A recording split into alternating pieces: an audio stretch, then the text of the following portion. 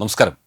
Time മീഡിയയിലേക്ക് സ്വാഗതം. 2026 April 1 എന്നത് വെറുമൊരു സാമ്പത്തിക വർഷത്തിൻ്റെ തുടക്കം മാത്രമല്ല, കഴിഞ്ഞ 60 വർഷമായി ഇന്ത്യ പിന്തുടർന്നു പോകുന്ന ആദായ നികുതി നിയമങ്ങളിൽ മാറ്റം വരികയാണ് ഇന്നു മുതൽ.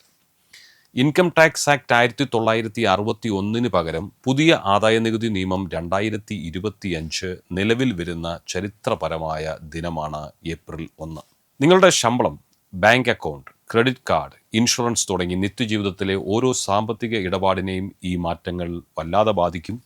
ഈ വീഡിയോയിലൂടെ ഏപ്രിൽ 1 മുതൽ മാറാൻ പോകുന്ന 10 പ്രധാന കാര്യങ്ങൾ നമുക്ക് ഒന്ന് പരിശോധിക്കാം. വീഡിയോ മുഴുവനായിട്ടും കാണണം. കാരണം ഇതിലൊന്ന് ശ്രദ്ധിച്ചില്ലെങ്കിൽ പോലും നിങ്ങൾക്ക് വലിയ സാമ്പത്തിക നഷ്ടം ഉണ്ടാകാൻ ഇടയുണ്ട്.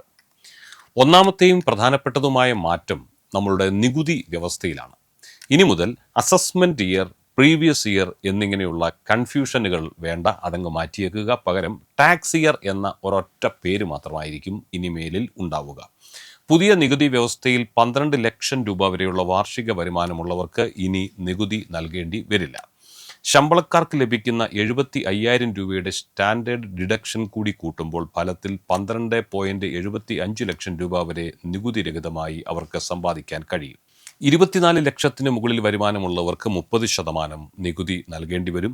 ശമ്പളക്കാർക്ക് മറ്റൊരു സന്തോഷ വാർത്ത കൂടിയുണ്ട്. കുട്ടികളുടെ വിദ്യാഭ്യാസ അലവൻസ് പ്രതിമാസം 100 രൂപയിൽ നിന്നും 3,000 രൂപയായും ഹോസ്റ്റൽ അലവൻസ് 300 രൂപയിൽ നിന്നും 9,000 രൂപയായും വർദ്ധിപ്പിച്ചിട്ടുണ്ട്. രണ്ടാമത്തെ മാറ്റം വീട്ടുവാടക ഇളവിലാണ്. ബംഗളൂരു, ഹൈദരാബാദ്, പൂനെ, അഹമ്മദാബാദ് എന്നീ നഗരങ്ങളിൽ താമസിക്കുന്നവർക്ക് ഇനി അടിസ്ഥാന ശമ്പളത്തിൻ്റെ 50% വരെ ടാക്സ് ഇളവ് ലഭിക്കും. ഇത് മുമ്പ് 40% മാത്രമായിരുന്നു. പക്ഷെ ഒരു കാര്യമുണ്ട്, ഇനി മുതൽ HRA ക്ലെയിം ചെയ്യുമ്പോൾ നിങ്ങളുടെ വീട്ടുടമസ്ഥൻ്റെ പാൻ കാർഡും അവരുമായുള്ള നിങ്ങളുടെ ബന്ധവും കൃത്യമായി രേഖപ്പെടുത്തണം. മറ്റൊന്ന് പ്രധാനപ്പെട്ടതായി പറയാനുള്ളത്, കള്ളക്കണക്കുകൾ കാണിക്കുന്നവർക്ക് ഇനി കൈപൊള്ളും പണിപ്പാളും.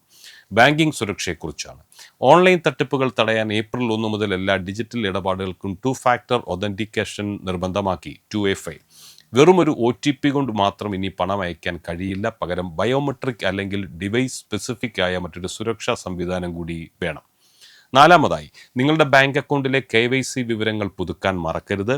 ലോ റിസ്ക് വിഭാഗത്തിലുള്ളവർക്ക് 2026 ജൂൺ 30 വരെ സമയം ഉണ്ട്. എങ്കിലും ഹൈ റിസ്ക് വിഭാഗക്കാർ ഉടൻ ഇത് ചെയ്തില്ലെങ്കിൽ അക്കൗണ്ടുകൾ മരവിപ്പിക്കപ്പെടുവാൻ സാധ്യതയുണ്ട്. അഞ്ചാമത്തെ മാറ്റം ക്രെഡിറ്റ് കാർഡ് ഉപഭോക്താക്കൾക്കാണ്.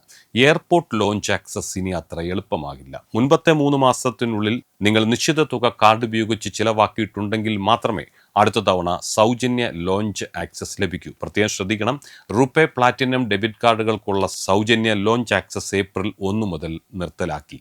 കൂടാതെ ഗവൺമെൻറ് ഫീസുകൾ, യൂട്ടിലിറ്റി ബില്ലുകൾ എന്നിവ അടയ്ക്കുമ്പോൾ ലഭിച്ചിരുന്ന റിവാർഡ് പോയിന്റുകളിലും ബാങ്കുകൾ വലിയ കുറവാണ് വരുത്തിയിരിക്കുന്നത്. ആറാമതായി, ആരോഗ്യ ഇൻഷുറൻസ് മേഖലയിലെ മാറ്റമാണ്. വ്യക്തിഗത ഹെൽത്ത് ഇൻഷുറൻസ് പ്രീമിയത്തിന്മേലുള്ള GST 18% നിന്നും 5% കുറച്ചു. ഇത് സാധാരണക്കാർക്ക് വലിയ ഗുണമാകുമെന്ന കാര്യത്തിൽ സംശയം വേണ്ട. ഏഴാമത്തെ കാര്യം നിക്ഷേപകർക്കുള്ളതാണ്. നിങ്ങളുടെ ഡിമാറ്റ് അക്കൗണ്ടുകളിൽ നോമിനിയെ ചേർക്കാനുള്ള അവസാന തീയതി മാർച്ച് 31 ആയിരുന്നു. ഇതുവരെ നിങ്ങളത് ചെയ്തില്ലെങ്കിൽ ഇന്നു മുതൽ ഏപ്രിൽ 1 മുതൽ നിങ്ങളുടെ ബാങ്ക് അക്കൗണ്ട് മരവിപ്പിക്കപ്പെടാൻ സാധ്യതയുണ്ട്. അതുപോലെ സോവറിൻ ഗോൾഡ് ബോണ്ടുകളിൽ എക്സ്ചേഞ്ച് വഴി വാങ്ങുന്നവർക്ക് ഇനി മുതൽ കാലാവധി കഴിയുമ്പോൾ ലഭിക്കുന്ന ലാഭത്തിന് നികുതി കൊടുക്കേണ്ടതായി വരും. എട്ടാമതായി, LPG സിലിണ്ടർ വിലയിലെ മാറ്റമാണ്. രാജ്യാന്തര വിപണിയിലെ ക്രൂഡ് ഓയിൽ വിലയിലെ വ്യതിയാനം അനുസരിച്ച് ഓരോ മാസത്തെയും പോലെ ഏപ്രിൽ 1 സിലിണ്ടർ വിലയിൽ മാറ്റം വന്നിട്ടുണ്ട്. നിലവിൽ കൊച്ചിയിൽ ഗാർഹിക സിലിണ്ടറിന് ഏകദേശം 910 രൂപയ്ക്ക് അടുത്താണ് വില. വാണിജ്യ സിലിണ്ടറുകൾക്ക് വില വർദ്ധിച്ചിട്ടുണ്ട്. ഒൻപതാമതായി, യാത്ര ചെലവ് വർദ്ധിക്കും. ദേശീയപാതകളിലെ ടോൾ നിരക്കുകൾ ഏപ്രിൽ മുതൽ പുതുക്കും. ഫാസ്ടാഗ് ആനുവൽ പാസ് നിരക്ക് 3,000 രൂപയിൽ നിന്നും 3,075 രൂപയായി ഉയരും. പത്താമത്തെ കാര്യം പാൻ കാർഡ് നിയമമാണ്. ഇനി പാൻ കാർഡിന് അപേക്ഷിക്കാൻ ആധാർ കാർഡ് മാത്രം പോരാ, പകരം 10ാം ക്ലാസ് സർട്ടിഫിക്കറ്റോ പാസ്പോർട്ടോ നിർബന്ധമാക്കി. അവസാനമായി ഒരു കാര്യം കൂടി, ഏപ്രിൽ ആദ്യവാരം ബാങ്കുകൾക്ക് തുടർച്ചയായി അവധി ദിവസങ്ങളാണ്. ഏപ്രിൽ 1 അക്കൗണ്ട് ക്ലോസിംഗ് ആയതിനാൽ ബാങ്ക് ശാഖകൾ പ്രവർത്തിക്കില്ല. തുടർന്ന് ഏപ്രിൽ 2 പെസഹ വ്യാഴം, ഏപ്രിൽ 3 ദുഃഖവെള്ളി ദിവസങ്ങളിലും കേരളത്തിൽ ബാങ്ക് അവധിയായിരിക്കും. അതിനാൽ നിങ്ങളുടെ ഇടപാടുകൾ നേരത്തെ തന്നെ പ്ലാൻ ചെയ്യുക. ചുരുക്കത്തിൽ ഈ പറഞ്ഞ മാറ്റങ്ങൾ നമ്മുടെ സാമ്പത്തിക ഭദ്രതയെ വലിയ രീതിയിൽ ബാധിക്കുന്നവ തന്നെയാണ്. ഈ വീഡിയോ ഉപകാരപ്രദമായെങ്കിൽ നിങ്ങളുടെ സുഹൃത്തുക്കൾക്കും ബന്ധുക്കൾക്കും ഷെയർ ചെയ്യുക.